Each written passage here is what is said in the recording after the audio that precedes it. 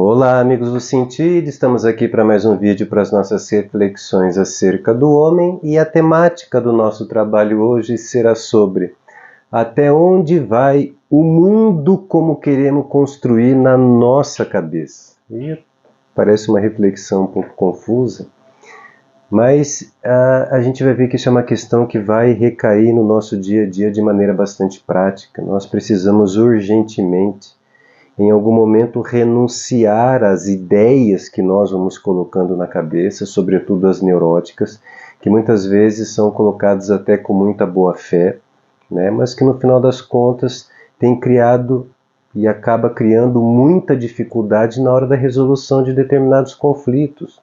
Então, por exemplo, é muito comum quando a pessoa ela vive a traição, né? Então vamos pegar aqui esse lado da traição.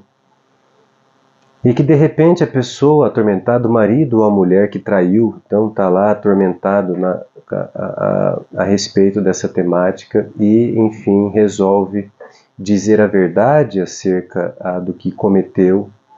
E é gozado que quando a pessoa ela chega nesse ponto, ela chega num ponto onde ela começa a construir na sua própria mente, na sua própria cabeça, um universo que, insisto, né?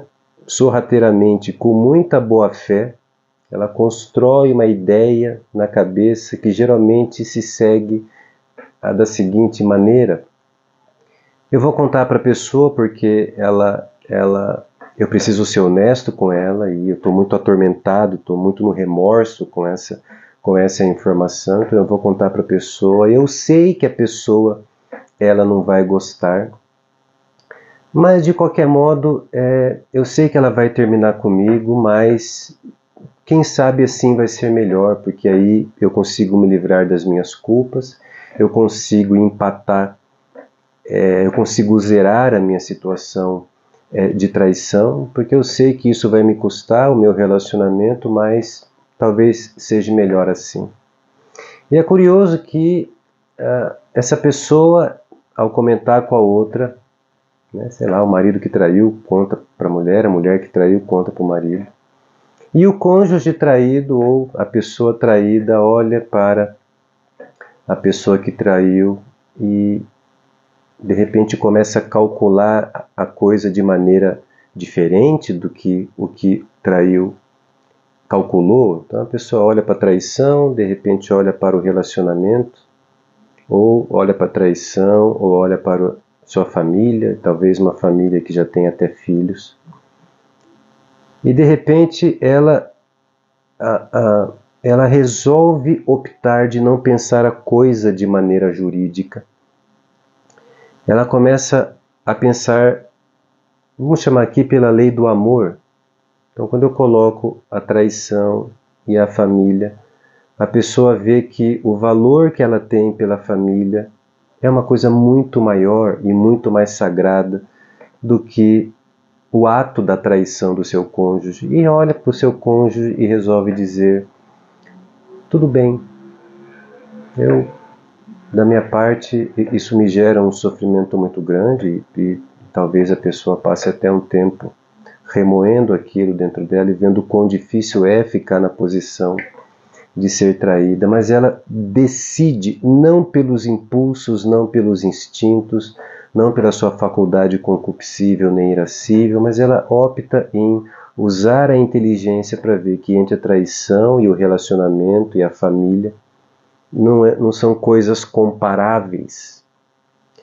E ela resolve olhar para a pessoa e dizer: não, tudo bem, da minha parte, vamos tentar seguir adiante mesmo assim. E olha só que interessante.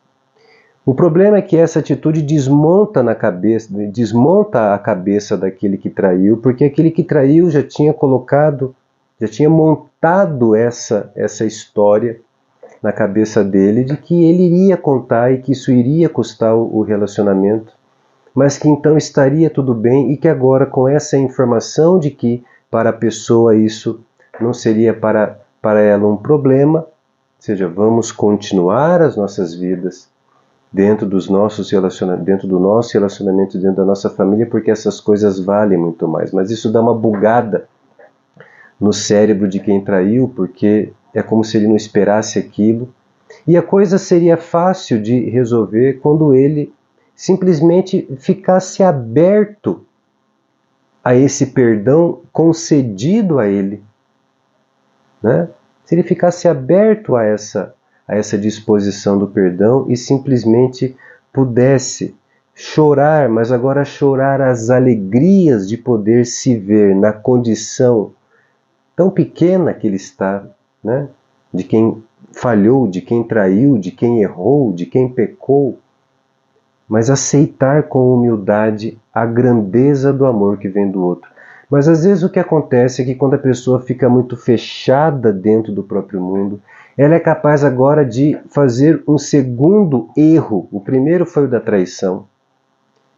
E tem acontecido que a pessoa ela entra agora num segundo erro, é mais uma sutileza, de entrar numa espécie de escrúpulo neurótico, onde ela olha para outra pessoa e diz: não, eu não tenho como aceitar isso, porque eu sei o mal que eu fiz para você, e agora a gente precisa encerrar esse relacionamento, porque o mal que eu fiz é irreparável. Então, gente, olha a sutileza. A pessoa traída, ela toma a posição do amor para simplesmente acolher e tentar viver o relacionamento e a vida da sua família apesar da traição, mas a pessoa que trai, ela está tão fechada no próprio mundo que ela resolve recuar nessa neurose de dizer: não, não dá mais, porque eu não vou dar conta mais de conviver com isso. Então, ou seja, quando nós ficamos fechados dentro do nosso próprio mundo, acontece uma coisa até muito simples. Eu, quando traí, estava na posição de egoísta, construí um mundo egoísta, e é egoísta porque eu construo o mundo na minha cabeça e quero que a realidade se adeque a esse mundo, e só vou aceitar daqui por diante as coisas que a realidade couber dentro da minha cabeça. E depois vem um segundo ato egoísta, que é mesmo tendo, né, a abertura do outro para o perdão, para fazer valer o amor, ela continua fechada no egoísmo dela, porque ela quer que as coisas funcionem do modo como ela pensa. Tenho que terminar, porque isso está me gerando um mal-estar, e eu não contava com o fato de que você iria aceitar. E pior, essa pessoa quer ser entendida. Agora ela entra numa segunda traição. Ela faz agora com que a pessoa com quem ela está entre num segundo sofrimento, e eu até acho que esse sofrimento ele é até mais doloroso do que a própria traição, porque a sensação que a pessoa traída tem é de que realmente ela não tem valor nenhum. Então a gente tem que sempre tomar muito cuidado. Isso acontece não somente no campo da traição, mas diante de qualquer outro sofrimento que nós tenhamos ou venhamos a viver dentro dos nossos lares, dentro dos nossos relacionamentos. A abertura para a vida, a abertura para a realidade, a abertura para o perdão, ela é, assim, muito importante e nos ajuda a ordenar muito, né, a nossa vida interior.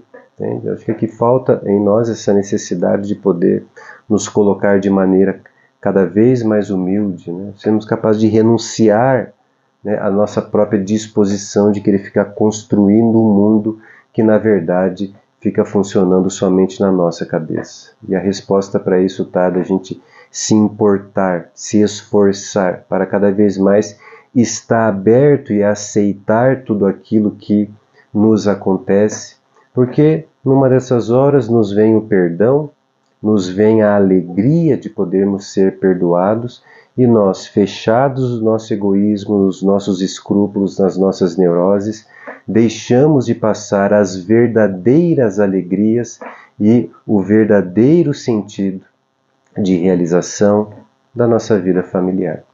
Dê uma pensadinha nisso aí, a gente se vê num próximo momento.